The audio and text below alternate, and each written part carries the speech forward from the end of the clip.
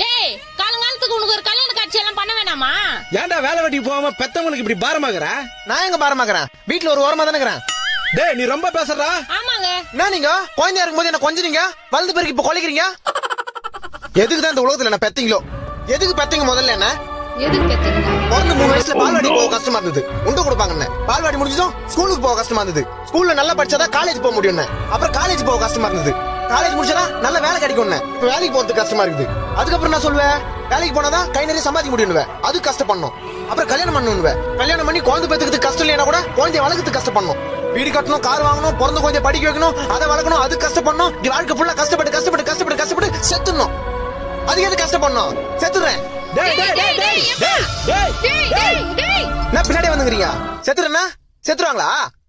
சாவறது எவ்வளவு கஷ்டம் தெரியுமா?